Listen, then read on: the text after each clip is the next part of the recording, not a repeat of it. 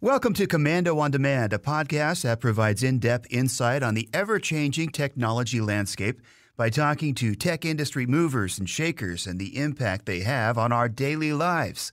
This is one of our favorite podcasts, in case you missed it, and new Komando on Demand podcasts come out every Tuesday and Thursday. And to make it easy, don't forget to subscribe to Komando on Demand so you can get the latest episode downloaded straight to your device as they come out. When I say millennials, what's the first thing that comes to your mind? Okay, it's the younger generation. Are they digital wizards? Maybe you thought non-traditional. Maybe lazy or narcissistic was the first thing you thought of. Please go away. Let me sleep for the love of God. Now, whatever you think of them, or what you want to call them, they're totally changing the workforce and the way that companies operate. In the business world here in the United States, it's the fastest growing generation. Now, they're also known as Generation Y, or Echo Boomers.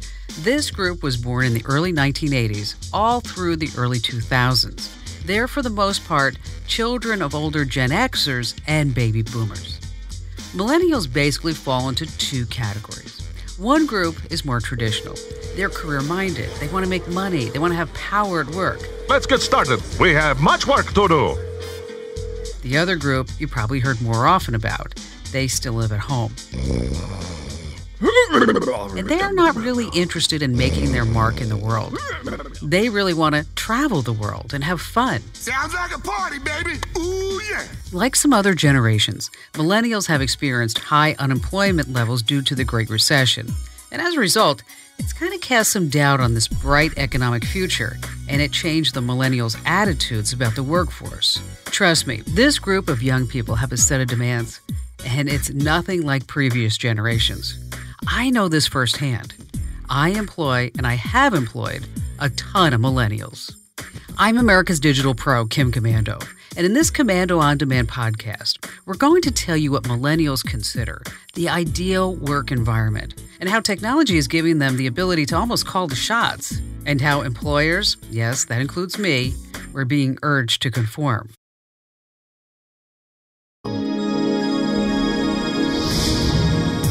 This month, almost 1.9 million college graduates are entering the United States job market. They're looking for their first job after college. But not everyone's looking.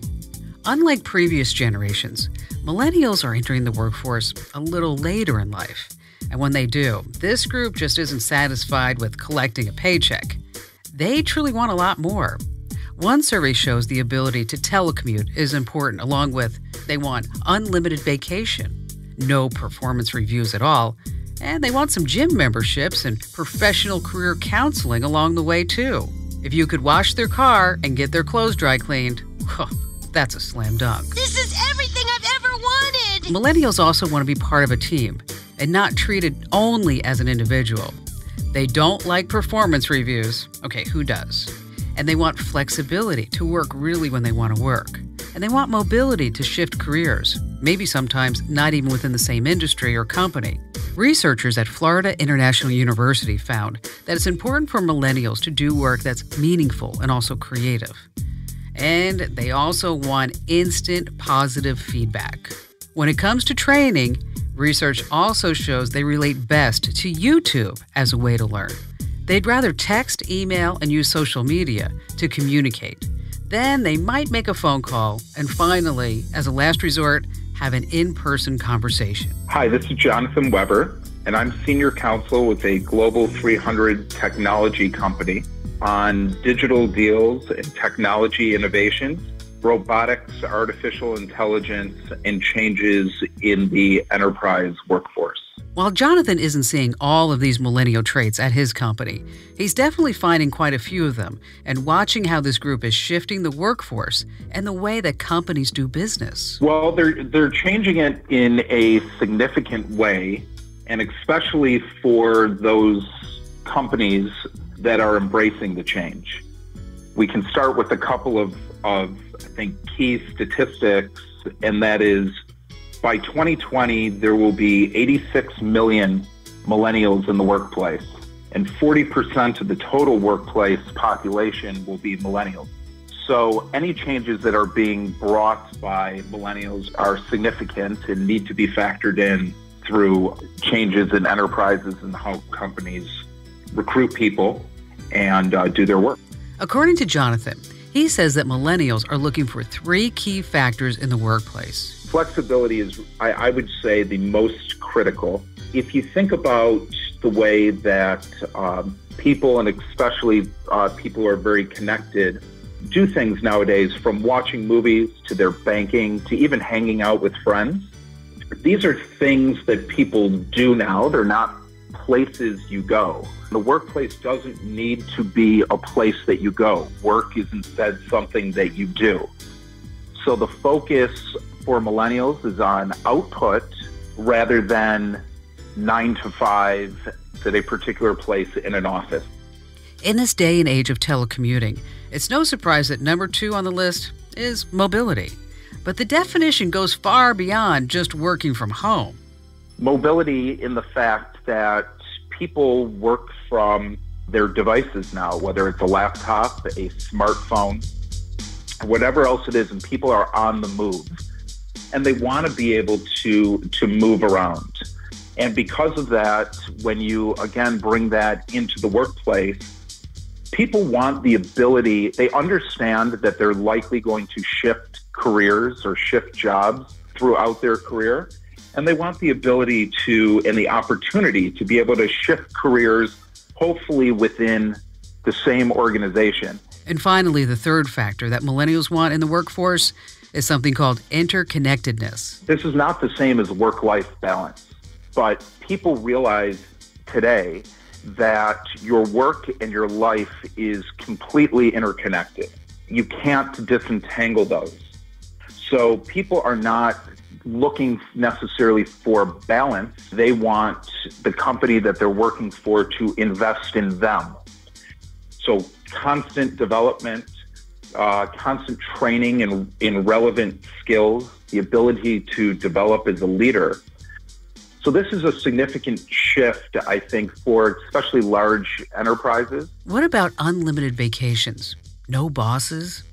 Is all this realistic? You've seen a lot of companies, especially technology companies, but others, go to those things such as unlimited vacations, and they sort of bake those into people's compensation package. Now, I think those are fringe benefits. The idea of no boss. It's the idea of no boss in the traditional sense. People want to work and need to work in a much more collaborative fashion. Millennials want help and training in a job so they can develop their skills. But they also want it to be more of a mentoring type of way, where the mentor is acting as a project leader, not necessarily as a boss. Because the idea is to be a little more fluid and to be able to move around within your organization. Your skills continue to develop. You can apply those where there's a need throughout your organization. So millennials that way can show their value as leaders and show their value in areas that are outside a specific defined role or a defined task that's overseen by a specific boss. As a Gen Xer, this is definitely a different set of expectations than what I had when I entered the workforce. Coming up, we're going to tell you how technology is influencing millennials and why many employers are totally jumping on board to please them. I don't know about you, but when I entered the workforce, had my first job, I definitely was not calling the shots. I had to adapt to the workplace, and I did what the company asked. Well, first it was IBM, and then AT&T and Unisys. I would have never thought to ask my bosses to work from home or for unlimited vacation time. My generation and the baby boomers conformed to the work environment instead of the other way around. So what's different about today? I think one is that millennials have grown up at a time where they have seen a lot of significant change, especially with technology, and have seen how that has affected work in traditional jobs, large companies and corporations. The Great Recession, they saw what happened to millions upon millions of people that had dedicated their lives to a specific role at a company, saw what happened, and decided, you know what, we don't want that to happen to us. Again, going back to the key factor of interconnectedness, Jonathan says millennials want more of a purpose in life. I think that could be said for all of us. In today's world, though, it's pretty tough to separate that from work. So with this younger generation, if they need a purpose in life, they need also some purpose in their work. And since technology is changing so rapidly, companies who want to keep pace need to find people with the relevant skills. If you're static with your skill set, you will become irrelevant very quickly. So millennials see this as a way for them to totally call the shots just a little bit more. Another thing, artificial intelligence is replacing many jobs, so skills that companies are needing of workers, they're shifting. Employers are needing people with new and emerging skills, and they need to get those skilled workers up to speed quickly. And millennials, they know this, and they're using it to their advantage by making these demands. So this means that CEOs and companies need to jump on board and recognize this change, since it's only really going to benefit them. If you're a company with a stubborn attitude and you refuse to adapt to these millennial demands, it's not going to help your business very much. You're not going to be able to grow. You're not going to be able to hire them. I think millennials get a bad rap in that sense, and we're speaking in generalities here, but I think people get a bad rap. It is the idea of people recognizing their importance in life and the companies that they are going to potentially work for. And they want and expect the companies to recognize that value in them as well, as people to develop their skills and give them opportunities. Again, while Gen Xers didn't make workplace demands, technology is making it possible for millennials to do it since there are so many different options right now. For example, telecommuting is super easy because of computers, the internet, and of course, social media. I work for a very large global organization, and on a daily basis, I speak to people all over the world. They're speaking to me, we're on video, and I don't know where those people are sitting, whether they're in their house or whether they're in our company's office. I don't know if they're in necessarily their home location by their home office or traveling somewhere else in the world. And doesn't really matter. Like Jonathan says, why should it matter as long as employees are accessible, they're collaborative, they're getting the job done, they're making sure whatever they've been tasked to do, that the output is good, and it also exceeds the expectations of their employer and clients. That, along with the technology platforms we use to communicate, it can actually be a win-win. Beyond that, the traditional boundaries really make no difference. And if I need a person with a particular skill set, to me, it really does not matter whether they are in the UK or Paris or Detroit or Miami. I need that skill set. It should not matter where they are. We have the technology, we have the platforms now to enable that. As far as changes in the next 5 to 10 years, Jonathan doesn't think the pace will be as quick as people might think it might be. The changes in technology, especially with automation and artificial intelligence, I think that the big area of focus over the next couple of years is going to have to be in upskilling and reskilling, in training to have relevant skills in digital marketplace.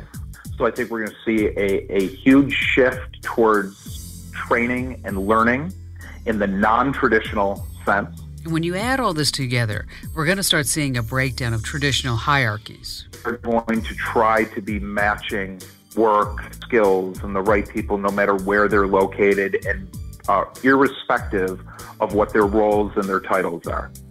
Much more fluid, less hierarchical, heavy emphasis on training, retraining, and upskilling. So if there are all these changes with this generation, can you imagine what's going to be like with the generation after the millennials? These are the kids right now that are hanging out on Instagram and Snapchat. Everything's totally at their disposal. In case you're wondering, they're being called iGen or Gen Z. Some experts are predicting that this group is going to end up doing the jobs that the millennials didn't want to do. And it looks like they're going to have a better work ethic. And this could mean some stiff competition for millennials, especially those still living at home who haven't entered the workforce. As for me, I've learned some things from the millennials. I've learned to take it easy, not be so much in control, take some more breaks, laugh a little bit more. But if you think I'm going to give it all up, as some millennials in my family announced to me last night, that's right, they're leaving their jobs, and they're taking their kids and going in their 1988 Toyota down the Pan American Highway to Patagonia. That's not me. Thanks for listening to this Komando On Demand podcast. If you like what you hear, be sure to share this information with your family members and friends. My podcasts are available on iTunes and in the Google Play Store, but the best way to listen is to get them in the free Komando.com app. Just search for Komando in iTunes or Google Play. Oh, and by the way, would you like to watch my show live or maybe on demand on your schedule? You can if you're a Kim's Club member. Learn more at club.komando.com. And also, as a Kim's Club member, you can even come by and be my guest in the studio next time you're in Phoenix. And to listen to my show wherever you may be, all across America, go to komando.com/radio.